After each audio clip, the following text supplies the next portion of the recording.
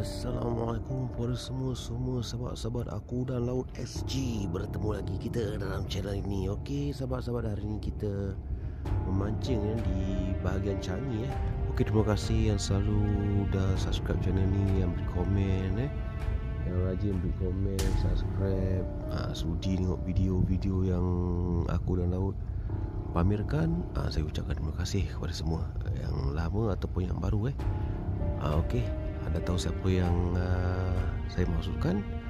Okey, semua agar semua sihat, diberikan rezeki dan diberikan kesihatan. Amin, amin.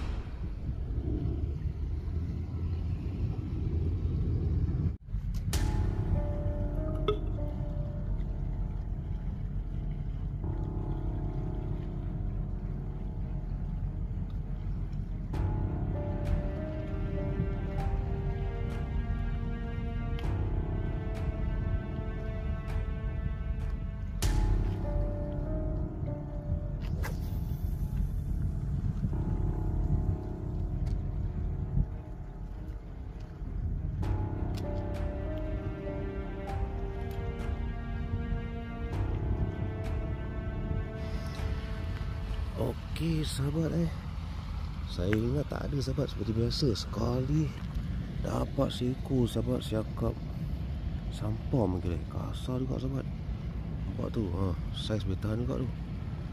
Not bad, alhamdulillah. Tu dia sahabat, nampak bentuk dia macam siakap sahabat tapi dia tak boleh besar.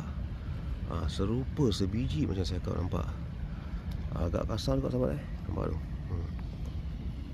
Okey, kita akan release ke permentakan sahabat Okey tu sahabat, agak-agak besar, saiz kasut kecil sikit sahabat Okey, kita akan kas lagi sahabat.